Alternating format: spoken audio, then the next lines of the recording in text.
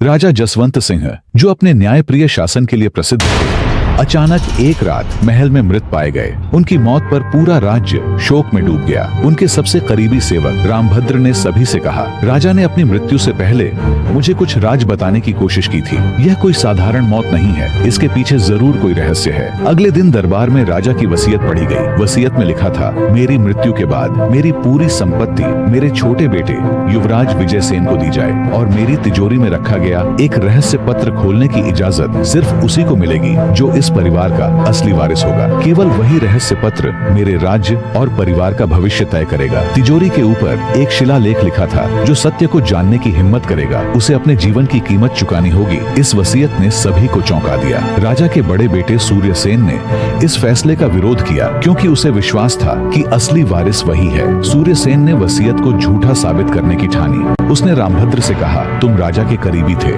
मुझे सच बताओ, क्या वसीयत के पीछे कोई साजिश है? रामभद्र ने कहा, मैं केवल यह कह सकता हूँ कि राजा की मौत प्राकृतिक नहीं थी। जो तिजोरी में छुपा है वह तुम्हारे सवालों का जवाब देगा। सूर्यसेन ने गुप्त रूप से तिजोरी खोलने की योजना बनाई। उसने अपने विश्वास पात्र मंत्री कैलाश नाग को तिजोरी का ताला खोलने का रास्ता खोजने को कहा। लेकिन उसी रात महल में अजीब घटनाएं शुरू हो गईं। तिजोरी के पास पहरा दे रहे सैनिकों ने कहा कि उन्होंने किसी की छाया तिजोरी के पास देखी।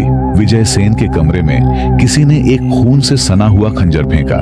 रामभद्र को एक गुमनाम पत्र मिला, जिसमें लिखा था, अगर तिजोरी खोली गई तो पूरा परिवार बर्बाद हो जाएगा। राजा के छोटे बेटे विजयसेन ने तिजोरी के रहस्य को सुलझाने का निर्णय लिया।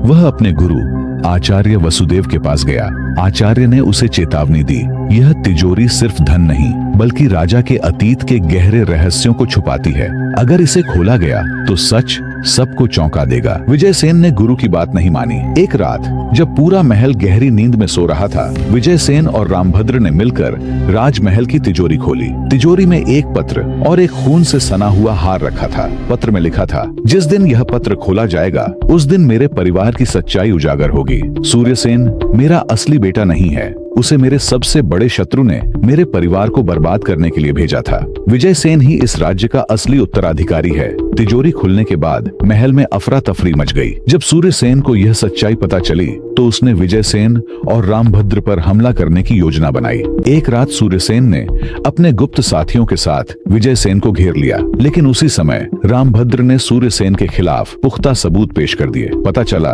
कि सूर्यसेन वास्तव में पड़ोसी राज्य के राजा का बेटा था। उसे एक जासूस के रूप में इस राज्य में भेजा गया था ताकि यहाँ के शाही परिवार को नष्ट कर दिया जाए। सच्चाई सामने आने के बाद सूर्यसेन को गिरफ्तार कर लिया गया, लेकिन जाते जाते उसने कहा, यह अंत नहीं है, मैं लौट कर आऊंगा और इस राज्य का अस्तित्व मिटा दूंगा। विजयसेन ने राज्य का कार्यभार संभाल लिया। तिजोरी का गूढ़ रहस्य सुलझ चुका था, लेकिन राजा की रहस्यमयी मृत्यु और सूर्यसेन के विदाई के शब्दों ने एक और अनसुलझा सवाल खड़ा कर दिया। क्या यह सच में अंत था या कोई और खतरा अभी राज्य पर मंडरा रहा था? कहानी का यह मोड़ नए अध्याय की शुरुआत का संकेत दे रहा था।